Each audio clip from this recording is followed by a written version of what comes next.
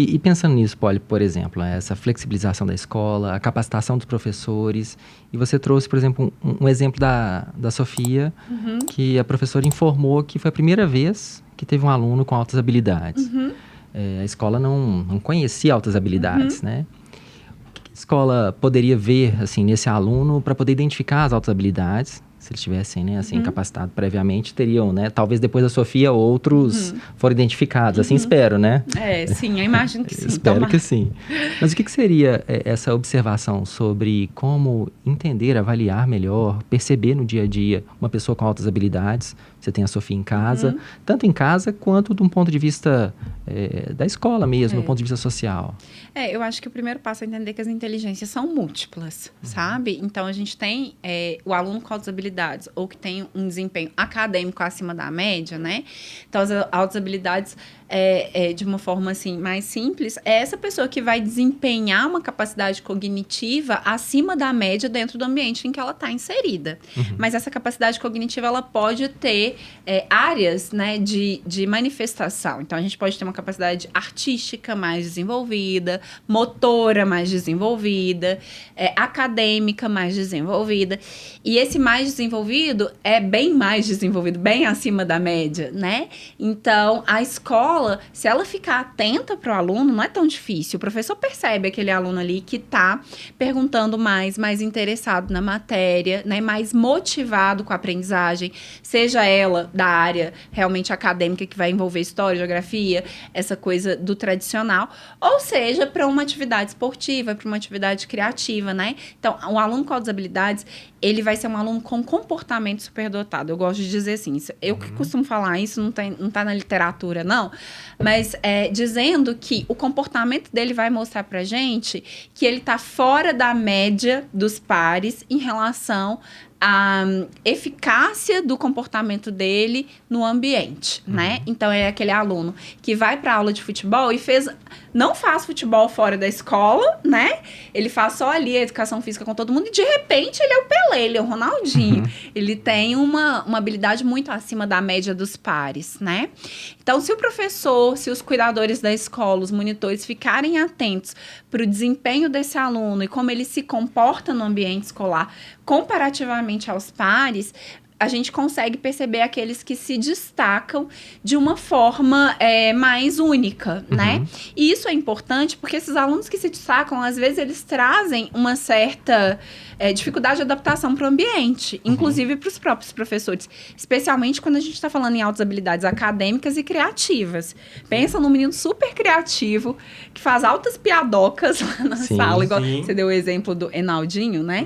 Na sala de aula, que não está interessado em português e matemática, afinal a cabeça dele está, né, borbulhando, bem mais criativo que aquilo, ou que às vezes aprende aquilo ali muito rápido e que pode fazer piada com todos os amiguinhos da sala, né? Ou o aluno que o professor está dando uma aula sobre um conteúdo de história e ele quer saber, se aprofundar muito mais naquele conteúdo, fazer discussões filosóficas sobre aquele conteúdo, e as outras crianças ainda estão engatinhando na aprendizagem daquele básica, assunto, né? Daquele assunto.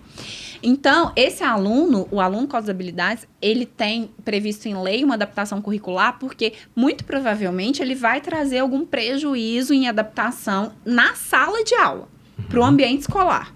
Talvez na vida o pai e a mãe nunca perceberam nada diferente, porque no dia a dia, no comportamento dele, não vai ter nada de diferente ali que traga prejuízo. Mas no coletivo, às vezes, vai trazer, porque ele vai ser muito diferente da média, né? A gente está falando de habilidades que diferem muito da média e que, nesse sentido, a criança vai ter comportamentos que vão buscar vão exigir dos professores uma resposta que eles não estão, muitas vezes, acostumados a dar. E né? Eles queixam muito que, às vezes, eles sofrem, às vezes, né, uma rejeição até dos próprios professores. A Sofia fala muito isso comigo. Ela fala, meus professores me odeiam, não fala isso. Porque ele se posiciona de uma forma, às vezes, que atrapalha a professora ia fazer uma sequência de pensamentos, ele já antecipa o outro, ele faz uma pergunta que exige, às vezes, uma resposta mais complexa e, às vezes, o professor também não está disposto ali a fazer, ou até precisa de uma ajuda, um suporte para investigar aquela pergunta. Exatamente. Que, às vezes, é uma pergunta realmente fundamental do universo, às vezes é uma pergunta do prêmio Nobel lá. Em vez do professor virar e falar, ó, essa resposta é uma resposta que a gente também não sabe, vamos investigar. Então, com o chat GPT por aí chegando, né? Essas inteligências artificiais tão bem desenvolvidas, eu acho que a escola vai ter que repensar esse modelo conteudista, porque se a gente ficar preso hierárquico, extremamente de subordinação do aluno, sem dúvida, né? sem que não colocar pode... o aluno como protagonista também. Exatamente. O aluno é assim... Se eu questionar o conhecimento do meu professor acerca de um ponto específico, eu tô errado num nível que não é só acadêmico, é moral. Né? Então, o professor, muitas vezes, coloca o aluno nesse lugar, porque aprendeu assim também. Então, a gente tem uma estrutura ainda muito hierárquica de ensino que vai entrar em conflito com esses alunos com altas habilidades. Então, a gente tem um aluno com um potencial muito grande, que a gente poderia desenvolver, né, esse potencial humano para favorecer o desenvolvimento da nossa sociedade, porque a gente precisa de pessoas criativas, a gente precisa de pessoas fora da caixa, a gente precisa de pessoas questionadoras, interessadas em estudar a teoria das cordas. Eu não tô. Eu quero ver Big Brother. Mas isso é uma coisa importante das pessoas valorizarem, né? Que a diversidade. Exatamente. Né? Porque a Sofia, ela... vai fazer? E é cansativo, sabe? É muito cansativo. Eu lembro uma vez, na pandemia, ela ficou muito interessada em investimento. E eu falava assim, pelo amor... Eu escondia no banheiro, para não ter que ouvir sobre investimento, né? E eu fico pensando...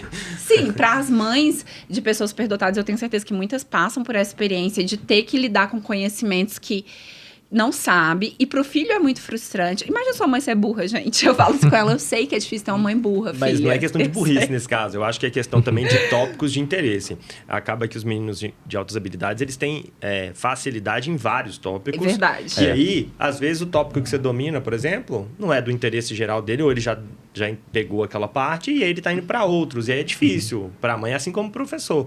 Ainda bem que a escola é diversa, né, em conteúdos e cada professor pode capturar aquilo. Tanto que a gente vê isso.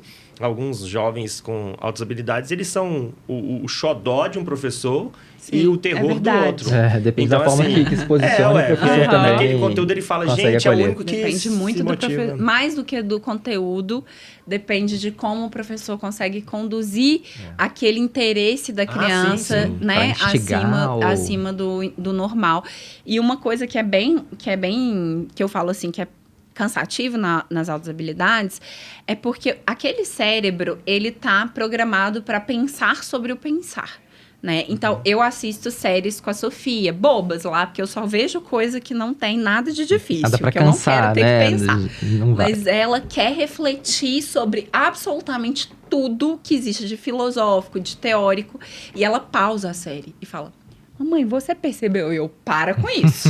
Eu não quero perceber nada. Eu não quero. Eu aqui na emoção do negócio. Eu tô só vendo, eu não quero pensar. Então, espectador puro, né? Puro, assim, eu quero entretenimento. E aí, as pessoas com as habilidades, ela tem essa característica, né? De problematizar, de tentar entender o mundo em que elas estão inseridas, de pensar o mundo. Mas a gente precisa dessas pessoas. Sim, sim. A gente precisa delas. No carro, dando carona, e aí a gente tava, alguns colegas de medicina, né? Eu era na época da faculdade mesmo. E a gente estava indo e tinha um dos meninos que estava no carro. E aí a gente passou em frente uma coisa da Araújo. E aí ele fez uma questão falando que Araújo nunca fechava. Sempre abria novas Araújos. O Hermes Pardini também. Ele falou, gente, eu tô achando que a gente daqui a pouco só vai fazer exame no Hermes Pardini. Só vai fazer, né? Todo mundo vai ter que trabalhar na Unimed e comprar remédio na Araújo. Porque são as coisas que vão fazendo, né, sempre crescendo.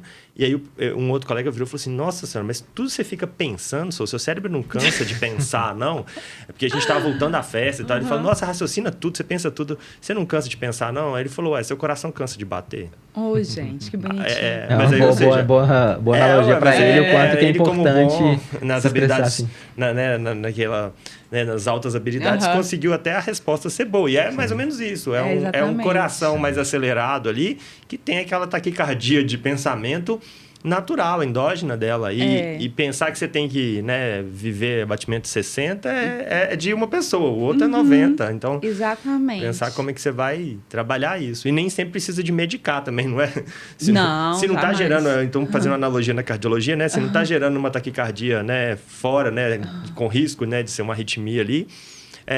não precisa medicar. Mas em alguns casos que a gente vê muito em questões de altas habilidades é a ansiedade, porque viver nesse mundo diferente e que o que eu sei não vai ser bem acolhido pela sociedade, ou não está sendo interessante, e eu fico o tempo inteiro também, que é muito comum os meninos catastrofizarem. Então, o pensamento muito rápido, a gente fez isso na filosofia, né? As pessoas começam a pensar de onde eu vim, para onde eu vou, como é que é isso e tudo mais. E sofrer, isso né? sofre. Pela guerra, por que está acontecendo. Exato. Envolve de uma forma muito desproporcional. É desproporcional. Aí as questões emocionais são importantes nas altas habilidades, exatamente. Até porque, às vezes, você tem um desenvolvimento cognitivo incompatível com o desenvolvimento emocional, né? Exato. Você tem uma criança que está em processo de desenvolvimento emocional, que ainda não consegue entender algumas coisas, e que o cognitivo dela está lá em cima. Então, ela está lidando com questões muito mais complexas do que as emoções dela dão conta de responder. Então, se a gente não der um suporte, pode gerar muita ansiedade, né? Além do mais, aquilo que a gente estava falando de desenvolvimento de forma geral. Quando uma criança tem altas habilidades, ela acaba oferecendo, dando resultados acima da média, que chamam a atenção das pessoas, e todo mundo fica, nossa, meu Deus, fulano faz isso, meu Deus, fulano faz aquilo. E a gente começa a enfatizar o quê? O resultado, né? Isso para mim, é o grande problema das altas habilidades. Porque a gente acaba, sem querer, eu fiz isso com a Sophie, né? Muitas vezes falar, gente, essa menina desse tamanho, a gente fica impressionado, porque é uma coisa que foge da média. Então, sem querer, o ambiente faz isso. Então, entender o que está acontecendo, entender que aquela pessoa tem altas habilidades é muito importante no sentido da gente ajustar o nosso comportamento como adultos, né? Para não ficar enfatizando resultados. Mas eu acho que se a gente tivesse, de forma geral, se nós fôssemos adultos, que entendêssemos que fazer isso gera um mal-estar nas crianças e pode gerar ansiedade cada vez mais aumentada, a gente não faria com criança nenhuma. Nenhuma. A gente não teria escola que valorizasse isso. A gente colocaria os meninos no esporte e poderia até eventualmente participar de competição, mas o foco seria seu próprio desenvolvimento, seu desenvolvimento pessoal, se divertir, né? Porque as pessoas podem se divertir numa competição. Se divertir e se ganhar, faz parte do processo. Se perder também faz parte, porque no fim do dia é sobre isso, né? E esse erro eu cometi um pouco, mas logo que eu percebi que isso ia ser uma constante na vida da Sofia, aí eu também já me ajustei. Falei, não, isso daqui, vai acontecer toda vez. Ela pega pra tocar violão, 2 dias ela tá tocando. Rapidinho. Eu falei, gente, o que tá acontecendo? Sim. Mas foi importante entender isso também, sabe? O diagnóstico nesse sentido foi muito importante pra gente. Eu ia te perguntar até nesse ponto como que é o desafio em casa, mas você já até antecipou, né? Mostrando esse desafio em casa, do quanto que precisa também se instigar, né? Assim, provocar no dia a dia com ela, lidar com essa intensidade que ela promove, né? A gente precisa dar opções, assim, possibilidades de desenvolvimento. E, ao mesmo tempo, eu acho que, se eu posso aqui estar no lugar de dar um conselho para os pais que estão passando por isso, é entender, ao mesmo tempo, enriquecer o ambiente para dar possibilidade de desenvolvimento. Porque a gente tem uma pessoa com potencial humano e a gente deve desenvolver esse potencial em todas as pessoas, né? E, ao mesmo tempo, tentar dar o suporte para o desenvolvimento emocional dessa pessoa. Porque, independente se a gente não valoriza o resultado, o mundo valoriza. Então, mesmo que a gente não coloque o holofote no resultado, a escola vai colocar, o professor do esporte que a criança faz vai colocar. E ela vai ter que lidar com o desempenho acima da média que ela tem. E, embora isso pareça ser maravilhoso, não é. Isso gera uma ansiedade ao ponto da pessoa preferir não fazer nada, né? E desistir de tudo que ela faz, ou de muitas coisas que ela faz, por medo de errar e não ter aquele desempenho esperado dela. Que é o que a gente chama de síndrome do impostor, que é um sintoma, né, comum aí em pessoas com altas habilidades que não têm um bom desenvolvimento emocional ou que tiveram dificuldades emocionais. Isso acontece nas altas habilidades em razão desse holofote nos resultados que o mundo coloca nessa pessoa, né?